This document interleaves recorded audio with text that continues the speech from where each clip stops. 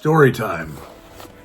And this was inspired by last week's lunar eclipse, which was my first ever foray into painting with wine. Then he left with fire in his knowing eyes and a laugh that curdled the blood of anyone nearby.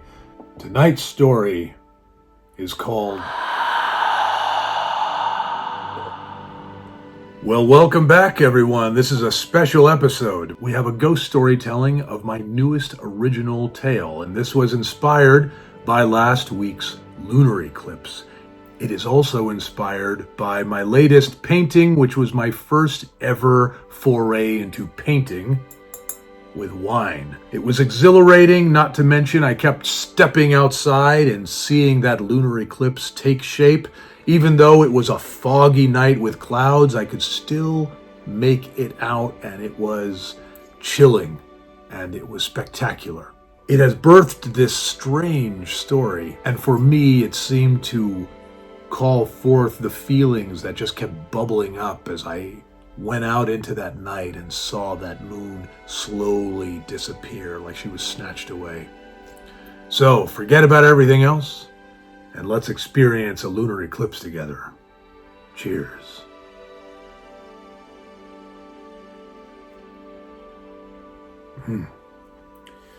It's story time.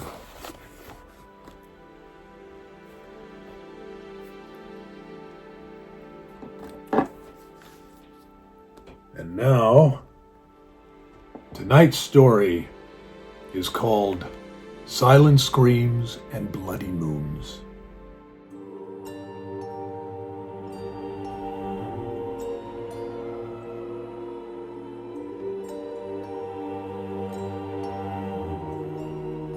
When the poets talk of a silent scream, they mean the sound that the moon makes when the night swallows her up in a slow and brutal eclipse. She who has come in secret with a brilliant light to shine the way to our dreams every night since our world began is no more. She, our gorgeous silvery finder, is lost to all save one disturbed soul on this night. Yes, this wayward soul is our beautiful nomad. Lara had found the stolen huntress of the sky here on a peak beyond the clouds, where all had left her to stumble and fall in the wasteland of nocturnes, bruised red and forgotten.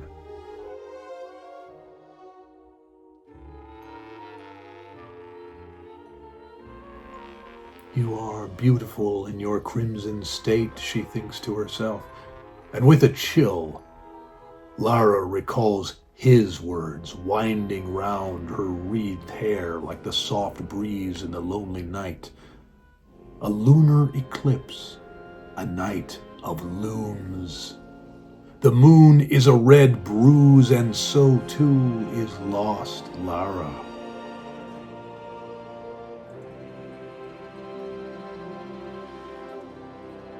Indeed, she wished away his memory with new thoughts. The way his firm finger haunts her throat could make her crazy on a night like this. Red is not the color one paints their bedroom walls if they wish to sleep. And so was her world of roaring rouge surrounding her like a never-ending beating heart. This night she had clawed back into her life. She had faced the solitude she tried so earnestly to escape for the last 3.5 decades. She still sees him looking up at her, and she drowns in the memory of those kind eyes. She didn't deserve those kind eyes, just the cruel ones. It would have made it so much easier if he gave her the cruel ones. She still feels the smoke in her vision, and so much pain and love locked within a bloody civil war inside of the pounding red walls of her romanticist's aorta. All her life she has had no strength. She was always told how weak she is. Then, one day she is standing there, staring back at the wolf of 100 naysayers in her past. It takes everything she has to admit he can't be reasoned with, to admit the man has left and only the beast who fucked her exquisitely is a destroyer of worlds, her world.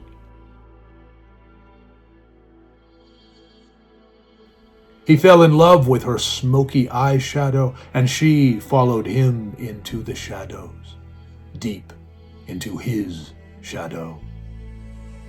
She should be asleep and dreaming, curled up safe from stark realizations of her afflicted solitude. Yet here she was, shivering, stupid, and defiant to the crimson orb that was only hers to see. It was as red as the blood it stirred within her, but not as dark as the blood that she spilled earlier. Nothing was as dark as that blood. Dark and thick, the stuff of nightmares. She was in bed before, alas, not to sleep, to do anything but sleep, lest the nightmare return. She lay there, hearing the howls without and the tick of the clock within. Then, like a saw cutting through cabbage, came the strange man's words, and she thought she might go mad. Strange man? Odd man? Yes, he was. He spied her in the lacquer-soaked lighting of the pub. She had come here trying to stop herself from seeing Big Bad Billy again. She might have a drink, perhaps meet a stranger who could make her forget about the man she loved but shouldn't. It was no use. She took her first drink and felt a need to see her sweet brooder. But why was that man in the corner eyeing her? He didn't seem depraved, which seemed more creepy, because it was more difficult to read him. She shivered. It was as though he knew that something awful was about to happen to her, and yet that wasn't what he said when he sauntered through the jovial patrons who crowded the path to her. He simply said he would see her in her dreams. Then he left with fire in his knowing eyes and a laugh that curdled the blood of anyone nearby. "You will dream of me tonight," came his words into her brain. She knew he was right. Resolved to fight off her incubus, she flew from her sanctuary and headed desperately to be in Big Bad Billy's arms. It was a frenzied turn of events from there. She recalls his heavy door opening and how naked she felt in his dark moon eyes as they scanned her. She remembers her fingers seizing through his hair, his hungry hands all over her, pulling her hair until she became a wild animal. She writhed feverishly to forget the stranger's prophecy, and forget she did. "Thank you, Billy. Thank you," she said over and over. And what a crazed wolf he was that night. She could have died here, the two of them wrapped in wild yet elegant moonlight. And just like that, a moment of pure beauty turns into the horrors she had been trying to stave off. Soon she was drifting away from the trauma and into his bed, with him lifeless on the floor. And there came the silent scream in the sky. After it happened, she collapsed onto his bed in a puddle of utter defeat. Almost as soon as the dream started, she immediately ended them and sat bolt upright. "He is coming for me," she whispered breathlessly. The reddening moon kissed a bottle of Côte de Rhone, and it soon beckoned her hand. In a flash, she had snatched it away, and she was out to the chilly window. Out of his big, bad world she went, and into the frigid night with only a nightgown that would not go untattered from all the night's hungry tree branches. It was foolish to be out like this. On the other hand, she shuddered to think of returning to that accursed house of his, with his body still in there.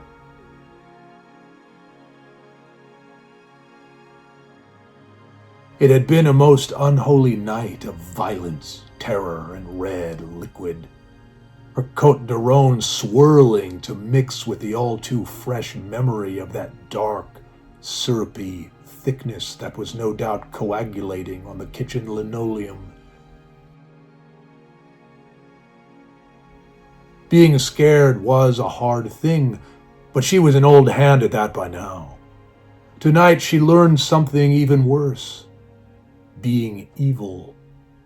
After everything he had done, the way he first looked into her smoky eyeshadow from a year ago up until now, where she looked at him through the waves of eerie smoke. What a betrayal she inflicted on him. He only wanted to live his way, that was all. No, Lara, came a voice within her. It was he or you. She was strangely relieved. Am I sick? She whispered. Did I want this? A disgust rose up like a merciless tide. Yes, she was drowning under the rising red of darkness. She was disgusted by everything about herself and her life. How strange to be out here in the windy fields of the night, and all she could smell was that damned smoke. They say you know when you are having a stroke because one gets the faint traces of burnt toast. No, she didn't smell that. It was more like gunpowder, and it was not leaving her little nostrils. It drove her to suck down more wine and still more and more. Her head, once racked by guilt, was swimming in the numbing Rhone juice.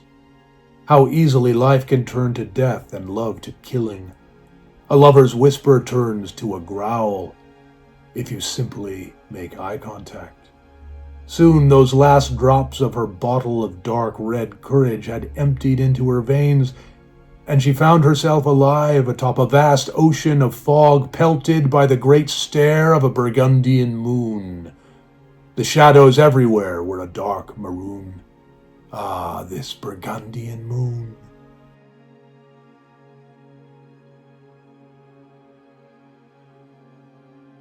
She always saw that silver orb in his eyes.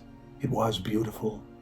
When she reached the summit with him again and again, and she looked into the explosions within his bursting black irises, she felt the beast within her, satisfied with his relief, or watching the moonlight as it kissed the strands of his matted hair.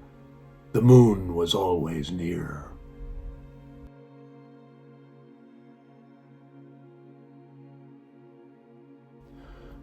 What a paradox. The eclipse is silent, and yet how did she hear that scream of moon disappearing from her sky? She remembers the gunshot and the heartbreaking sound of her lover's pain, but she could swear that louder than his last sound was the moon's very quiet exit, snatched away by the robed men of the night. And now they had found one another. The lunar queen draped in bloody shadows, and Lara full of wine, feeling her aching thighs and the strangest afterglow she could imagine. Diana, did I do this to you? Came the tremble of Lara's whisper. I took in his seed, and I looked into his eyes. That is when I saw his satisfaction turn to hunger. She could still see the moonlight in his building slaver. His smile became all wrong, and his eyes took on a great fire. The moon seemed dark, as if in mourning for someone. Was it feeling the loss for Big Bad Billy that she was feeling? And Lara dropped her head down, exhausted. I'm sorry, Billy, she sobbed. "Please, forgive me."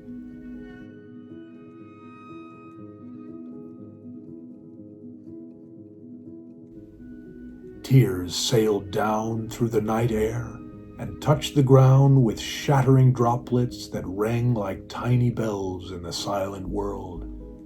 She noticed a white tinge on the grass below. Silver moonlight? Yes, the moonlight was there again.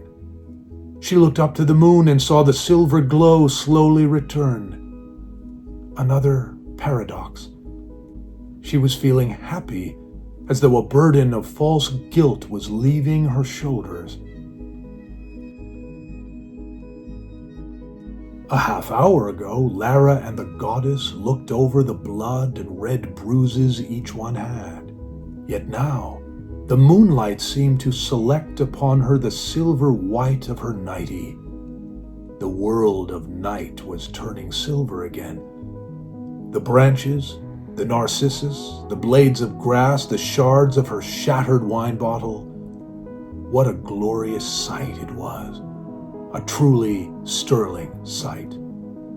Almost as sterling as the silver bullet she had placed between Billy's eyes. She recalled that thing the strange man said. She didn't know why, but she always heard it. The silence was arresting. She had beaten Billy. She had beaten the strange man. And then along the rooftops of the fog below, there came a red carriage pulled by a dozen furious horses. It held a whisper that, despite her terror, she recognized. "One day, when my glance enters your gaze, all will be revealed."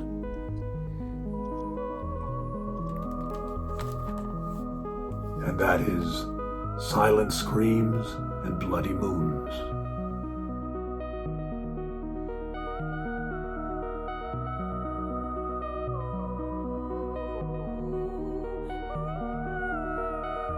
Well, thank you for accompanying me on this strange journey. It is always a comfort to have someone around when all the strange tales hit. And this was unlike most experiences. Of course, I was painting with a whole new medium, and I have to say, pretty excited with how it turned out and what the possibilities are.